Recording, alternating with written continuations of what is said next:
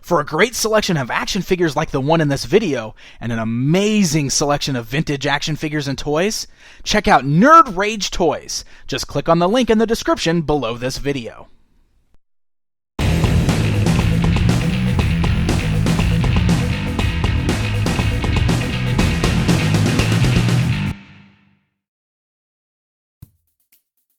Hey guys, I'm Pixel Dan, and this is a review of the Marvel Legends Infinite Series Electro from The Amazing Spider-Man 2.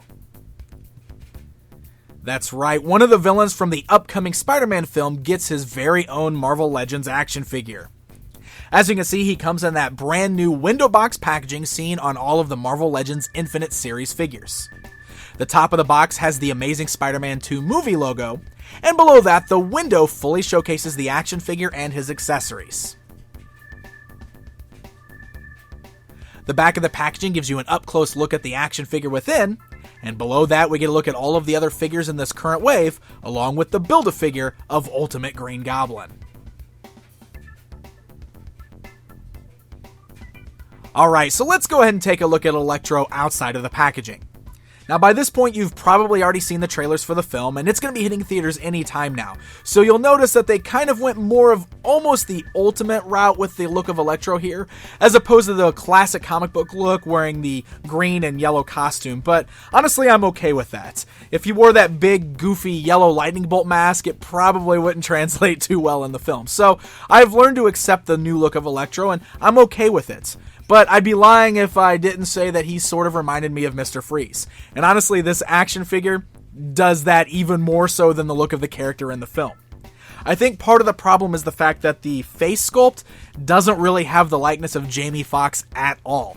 He looks like just a generic blue head sculpt. Now, with that being said, it's kind of neat the way they did it, because the head sculpt is actually cast in like a clear blue plastic, which has sort of like this white shimmery shine to it. So it does sort of have almost this really cool glow effect to it. It just doesn't look anything like Jamie Foxx like I'd kind of hoped it would. The costume that he's wearing is also, kind of bland on this figure. He's got some weird kind of pieces sculpted on the shoulders that sort of look almost like flattened spikes or tube ends kind of sticking off there. But for the most part, the costume itself is like a solid black. There's a few areas like on the knees and such that have some silver highlights. And the chest is kind of neat because it's got almost this speckled on light blue color, sort of like the electricity is glowing off of his chest. But otherwise, it's like a straight unpainted black action figure with no extra details on it.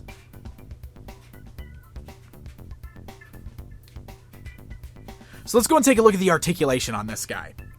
The head is on a nice ball joint there, so it can move left and right, up and down, and it's also on a hinge joint at the neck, so you can also move the head up and down even further. He's got ball joints at the shoulders, but that little tube sculpting there really hinders the movement quite a bit as far as moving the arms up and down. He's got swivels at the biceps, double joints at the elbow, swivel at the wrist, as well as hinge joints at the wrist. He's got the ab crunch articulation, swivel at the waist, nice hinge joints at the thighs so legs can go outwards, forwards, and backwards, swivels at the thigh cut, double joints at the knees, swivel at the boot cut, up and down movement with the ankles, as well as rockers at the ankles. So he actually features a pretty great range of motion.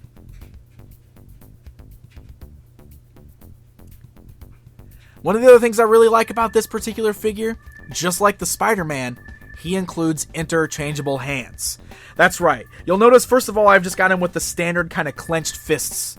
You can pop those off, which are just on little pegs, and in its place you can pop on these other hands, which are done in the same kind of translucent, shiny blue plastic as the head, which have lightning bolts, or bolts of electricity, shooting off of the fingertips.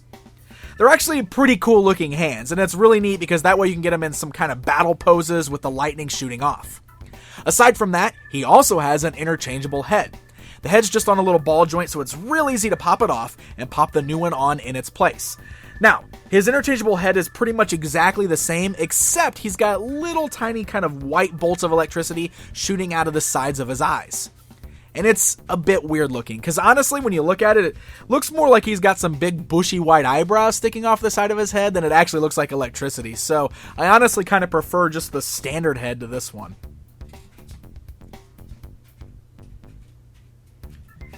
And then in addition to the interchangeable accessories, he also includes the Build-A-Figure piece featuring the left hand of the Green Goblin. So there you go, guys. There's a look at the Amazing Spider-Man 2 version of Electro in the brand new Marvel Legends Infinite series. Now, I kind of talked about how his costume's a little bland. The sculpt is not a good likeness of Jamie Foxx. But while I sit here and I play with it, I gotta admit I do kind of find this to be a fun figure. Now, it's far from perfect. I feel like it could have been a lot better, especially since the Spider-Man figure we got is so amazing. Pun intended. This figure just doesn't really live up to the expectations that were built off of that Spider-Man, but it's still a decent figure, and it's an okay representation of the villain that we're going to get in the film. So if this looks like something that you'd like to add to your collection, it's still a decent action figure. It just could be better. Electro can be found on store shelves right now and is also available online at nerdragetoys.com. So, happy hunting, my friends, and until next time.